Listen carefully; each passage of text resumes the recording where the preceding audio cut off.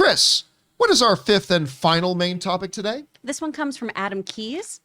The first reactions to the Batman are coming out from the UK screening last night, and everyone is saying that it's awesome. Considering the mixed reactions a lot of DC stuff seems to get, do you think this is a good sign that Matt Reeves has delivered? Can we dare to hope this is actually that good? I've been a little hesitant since Affleck is my Batman, but I must admit this sounds promising. Who do you guys think? And Chris's voices are my favorite. Oh, thank you. All right. Thanks a lot for sending that in, Adam. And oh my goodness, and oh my word, and oh my stars and garters. The premiere of Batman took place in London last night, and expectedly so. Now, while the official critic review embargo does not lift until the 28th, which I believe is Monday morning, there are people in the UK who got to be at the premiere. When you go to a premiere, you ain't under any embargo. And so we were kind of looking forward to seeing what the reactions were going to come out of there. Because, listen, particularly speaking, the UK-based film media, I believe, I can't quantify this, is generally a little tougher on their fare than we are over here. So I was really curious to see what kind of stuff. Now, you guys all know The Batman is my number one most anticipated movie of the year. I've been losing my mind about this thing. Every trailer, every clip, every score piece of music that comes out, almost every poster, except for that one that looked completely ridiculous, whatever. But almost every image, the casting, who's directing, all this kind of stuff has done nothing but completely had me ascending higher and higher on Expectation Mountain. Not to confuse, speculation. I'm like, my expectations of this movie are so high. Now, of course, when I go to see it, I'm going to take my expectations, I'm going to put them in a nice little box, and I'm going to leave them at the door, and I'm just going to go in and experience the movie in 5 days.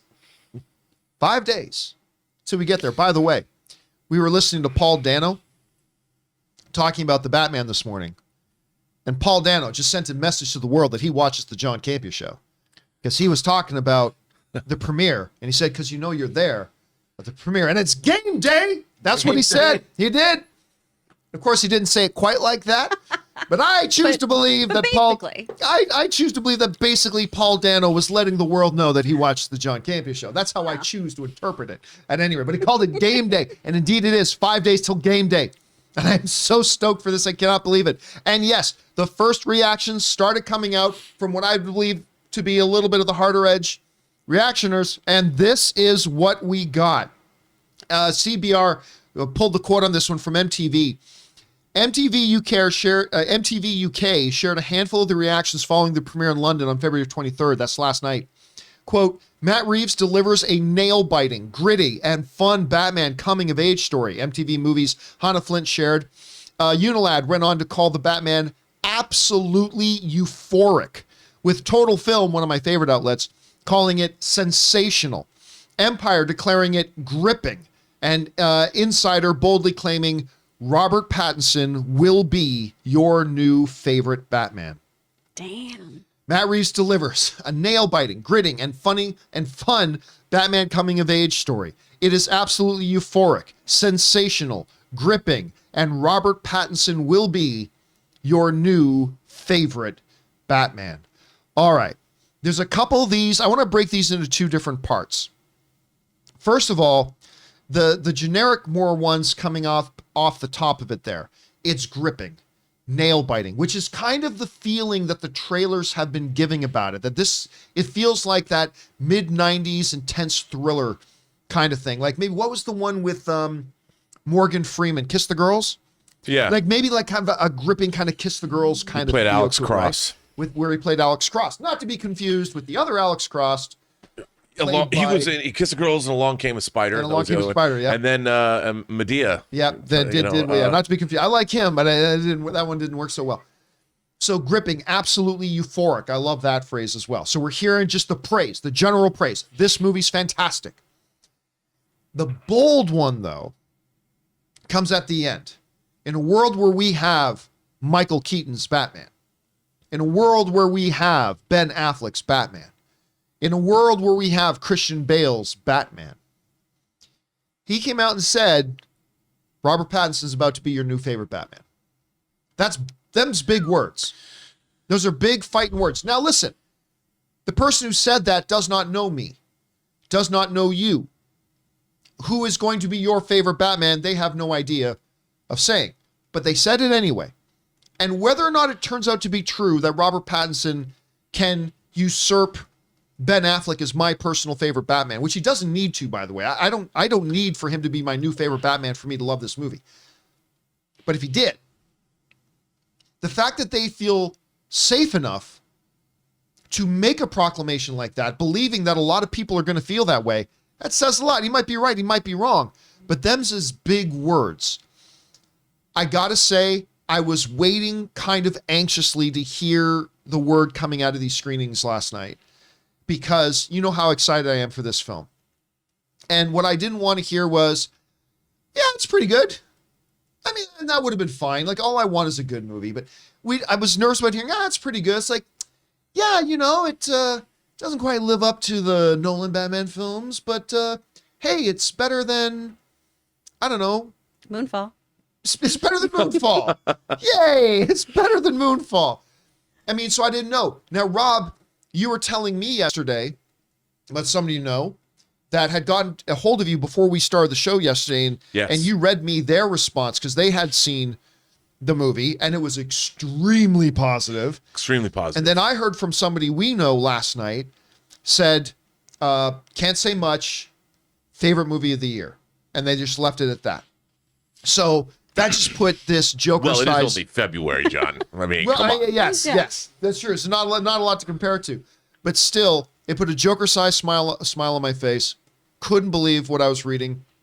Loving these reactions. Now, listen, of course, these are reactions coming from individuals. And just because they like the movie that much doesn't mean you will like the movie that much, and it doesn't mean I'll like the movie that much.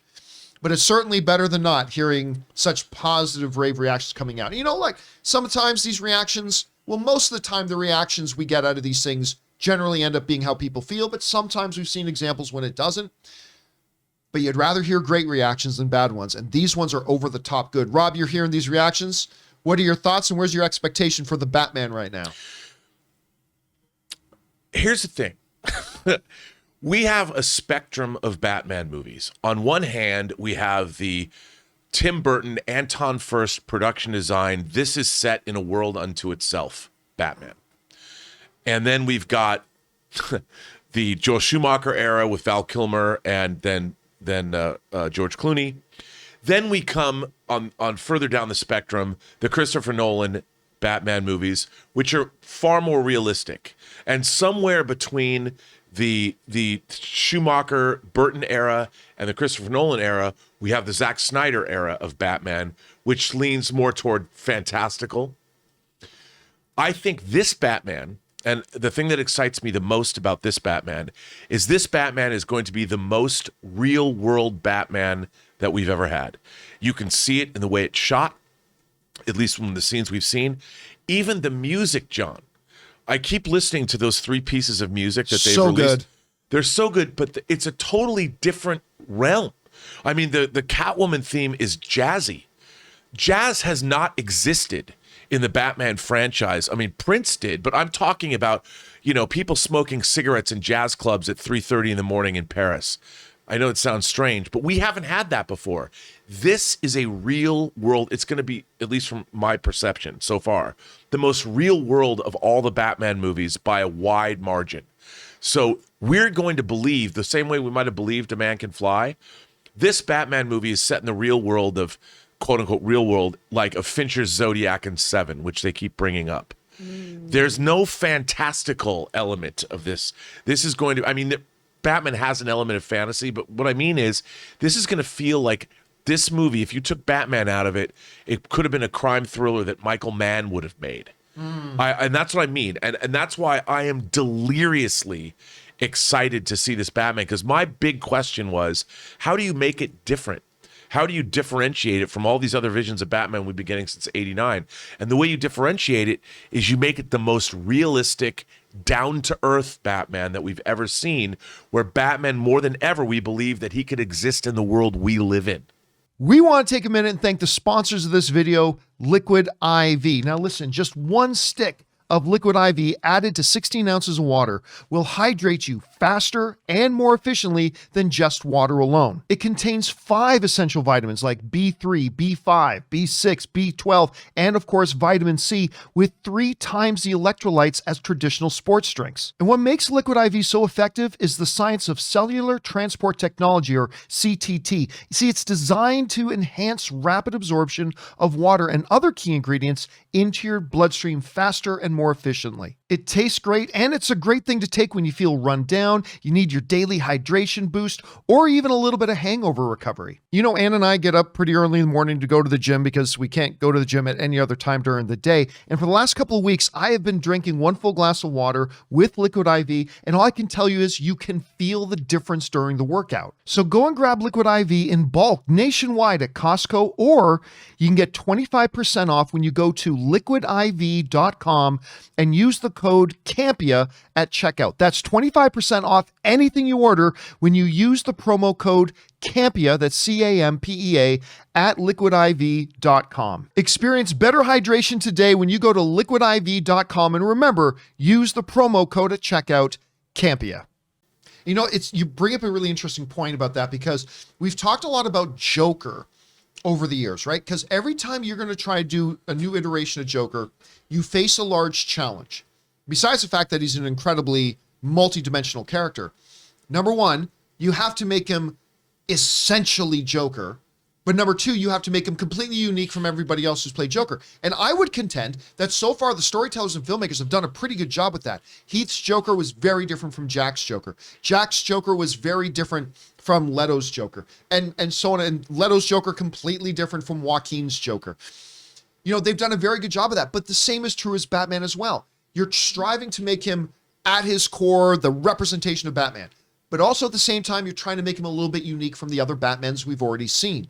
And I think you're absolutely right. Like, just the pure visceral nature of what we've seen in this Batman, I think makes him stand out a little different from what I believe is the best representation we've ever had of Batman on the big screen, which is Zack Snyder and Ben Affleck's Batman, from, you know, the most successful and well-received Batman ever, which is probably Christian Bale's Batman. I mean, they've done a good job of creating, this is his own Batman, and I think that's pretty key. Well, we already know things like the Batcave is actually an abandoned train station or something. And that's what we got in the books, yeah. And that he builds his own car. I mean, if you look at the even people are like, well, the Batmobile doesn't look as cool as, because it's a real car. You know, even in the Christian Bale movies, the future tech that Wayne Industries, the Applied Sciences division, made, there's a little bit of sci-fi in that. You know, with the memory foam or the memory cloth and all that stuff that Batman does, there's an element of comic book fantasy, even in the Bale movies. This, I bet, dispenses with all of that as much as it can. It's going to be stripped down and completely more realistic than anything we've seen. From a lot of Batman punching people in the face. Yeah. I mean, and you look at that fight scene with Catwoman. That was a real, so good. That was real fight. That was not fantasy fighting. That was real fighting. And Batman anticipated her moves. Yeah. It's not, you know, it's not fighting Ducard on the ice, you know, and it's talking about the League of Shadows. There's no League of Shadows in this Batman movie. This Batman movie has some psycho serial killer running around like John Doe in Seven. Which, by the way, that new clip they put out today, they put out a clip today of that's an extension of the clip that we've already seen. We've already seen that clip of Riddler sitting in the coffee shop and the police come in and surround him, right? But we never saw his face. They released a clip today from Good Morning America where they keep the scene going where he turns around and you see his face. And I'll tell you what, he looked so normal, it was terrifying. He looked like such just a guy who lives up the street from you that it terrified me. It was absolutely crazy. Anyway, Kris, I know your excitement level has been fairly big for the Batman. What do you think about the words we're hearing out, the reactions that we're seeing coming out? What does it do for your expectations? And what are you looking for as we head in to see the Batman in 5 days? I'm really trying to make sure I don't get too excited. I really am. I'm just like, don't set your expectations too high. Don't get burned. It's going to be okay. But this is really promising. This is really, really great that people are liking this film so much. I still need to get my hands too on the prequel comic that is the companion to this. I really, really need to check that out. That also made me really excited about this film, that we're getting a comic book that ties into it directly. And I think you're right, John. It's really interesting to see a new iteration of the Bat, right? And how they're taking it, and this really, really gritty world that they're building, the brutality that we've seen too, Rob, like that you were talking about, that's really, really interesting and fun to me. Because really, at the That core, brutality's fun. yeah. For a movie, You're my kind of hero. it is. I'm really excited about it because at the core of Batman, right? He is the pinnacle of human conditioning. Yeah. He has driven his own body to the extent of what a human being can do. That's what it's always come down to the comics. That's why he still could hold his own against some of these super powered individuals because he has this tactical mind. He's trained. He's done all this stuff. He's the world's greatest detective. And it's really, really exciting to see something where we're really focused on that gritty, in-your-face nature that a lot of the darker storylines have. I love the Tim Burton stuff a lot, but I'm really pumped to see a very, very just nasty Gotham. You know, somebody asked me a question a while ago, and I thought it was really interesting. I kind of shoved it away for a bit, but in a world where sometimes a good thing can have negative consequences. Let me ask you this, and I don't have an answer. This isn't a rhetorical question.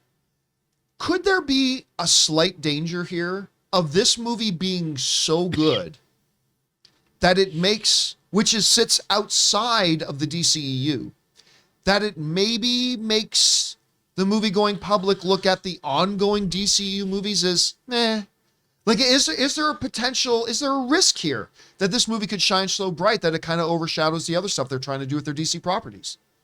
I mean, there's the potential, but you also have very different tones for things. Yeah. And Marvel's executed that really well, you know, where we have Guardians has a very different vibe than a lot of the other films in the Marvel franchise, right? And I think the DCEU can do the same thing. Aquaman is more of their kind of like funky fun situation. We have Shazam, which is much more family friendly and more about family dynamics. And then this can be our dark pivot, you know? And when they come together, that's might be where things get a little hinky. But as individual entities, I think they can work. I think you're right about that. Like, that's my first thought is that, you know, when you look at what Matt Reeves is doing in The Batman, and then you look over what that Lynn is doing over in Aquaman, it's clearly two completely different kinds of movies. And I don't know if it would make the audiences look badly, but I don't know, Rob, what do you think?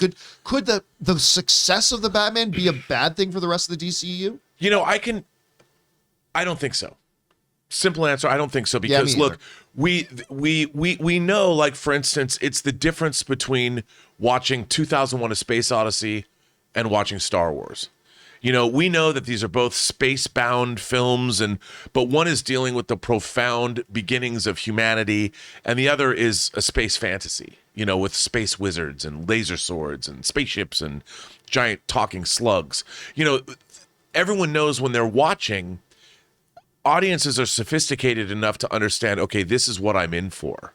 Just like, you know, you can watch an animated film, like take your pick of your Princess Mononoke.